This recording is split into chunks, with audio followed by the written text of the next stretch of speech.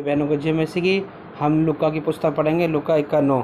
फिर उसने बाहरों को उन्हें सब दुष्टात्मा और बीमारियों पर अधिकार दिया और सामर्थ दिया और उन्हें परमेश्वर राज्य का प्रचार करने को अच्छा करने के लिए भेजा। हालेलुया। यीशु मसीह ने दुष्टात्मा पर क्या दिया? हमें अधिकार। हालेलुया। दुष्ट आत्मा पर हमें यीशु मसीह ने क्या अधिकार दिया है? हालेलुया। और यीशु मसीह का शुभ संदेश बताना और प्रचार करना और बीमार को अच्छा करना, उस पर हमें यीशु मसीह ने अधिकार दिया। शुभ संदेश बताना सब भाई बहनों का काम है। हालेलुया। दुष्ट आत्मा को भगाने का भी परमेश्वर ने हमें अधिकार दिया है। लेकिन क्या कर रहे हैं आज मसीह भाई बहन? उस अधिकार को क्या गलत इस्तेमाल कर रहे हैं। हालेलुया।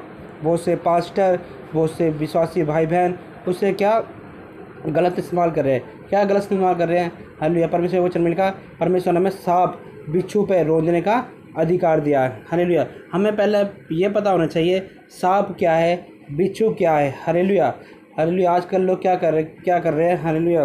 वो एक वचन को लेकर बैठे रहते हैं, परमेश्वर ने सांप और बिच्छू पे अधिकार दिया।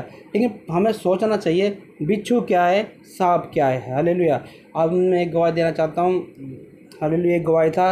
हालेलुया। एक भाई विश्वासी था, उसने क्या करा? जिंदा सांप अपने गले में टांग लिया और हालेलुया गले में टांगा तो उसने उसको काट लिया वो तुरंत मर गया। हालेलुया। क्योंकि पर उसने ये वचन पढ़ा था, हमें सांप बिच्छू पर अधिकार दिया। लेकिन उस भाई को ये नहीं पता था परमेश्वर ने सांप किसको बोला, बिच्छू किसको बोला। हालेलुया। ऐसे बहुत पास्टर हैं और ऐसे बहुत विश्वासी हैं जो एक वचन लेके बैठे हैं, हमें परमेश्वर ने सांप बिच्छू पर अधिकार दिया। ये वचन सत्य है, हमें सांप बिच्छू परमेश्वर ने अधिकार दिया। ये सच्चा वचन है, परमेश्वर ने सांप बिच्छू पर अधिकार दिया। लेकिन हमें ये पता होना चाहिए सांप क्या है और बिच्छू क्या है। हालेलुया। परमेश्वर ने सांप किसको बोला? दुष्ट आत्मा को। बिच्छू किसको बोला?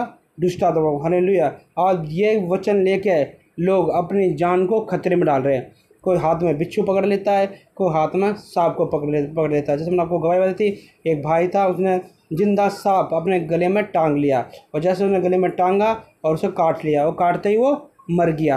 हालेलुया। क्योंकि ऐसा काम हमें नहीं करना चाहिए जिसके कारण परमेश्वर हमारी परीक्षा करे। परमेश्वर ने सांप बोला है दुष्ट आत्मा को, बिच्छू बोला है दुष्ट आत्मा को, उस पर परमेश्वर ने हमें अधिकार दिया। ये वचन हमें पता होना चाहिए। हालेलुया। लेकिन आज लोग क्या कर रहे हैं? यूट्यूब पे वीडियो देखते हैं, इधर उधर की वीडियो देखते हैं, लेकिन वचन पालन नहीं कर रहे, वचन ध्यान नहीं कर रहे, जिस कारण लोग नरक के द्वार को खोल रहे हैं और नरक में वो लोग जा रहे हैं, क्योंकि उनको वचन का ज्ञान नहीं है। कि वचन में लिखा है मेरी प्रजा बिना ज्ञान के नष्ट हो रही है। हालेलुया। ऐसे ही एक दास का गवाही देना चाहता हूँ। एक दास था। हालेलुया। एक दास ने क्या करा? मट्टी खोदी और उसमें लेट गया और अपने विश्वासियों को क्या बोला? मैं तीसरे दिन जिंदा हो जाऊंगा। हालेलुया। उन्हें खड्डा खोद के वो दास गड्ढे में लेट गया। हालेलुया। जब तीसरे दिन उसको उठाया तो वो क्या? मरा उड़ निकला। हालेलुया। जिंदा केवल एक इंसान होता है, वह है यीशु मसीह। हालेलुया।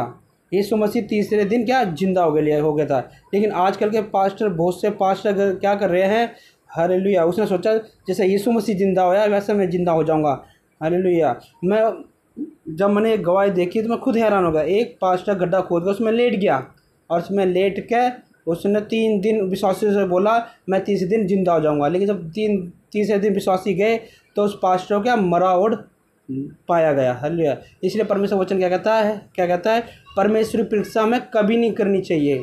हम परमेश्वर नहीं है, हम यीशु मसीह नहीं है, हम एक क्या नमूना है, क्या नमूना है? परमेश्वर हमें इस्तेमाल करे, लेकिन हम परमेश्वर की कभी परीक्षा ना करें। भाई बहनों से ये कहना चाहता हूँ, खाली परमेश्वर वचन पढ़े, परमेश्वर की परीक्षा ना करे। सब भाई बहनों को जय मसीह की। परमेश्वर वचन दिया, सबको आशीष करे। आमीन।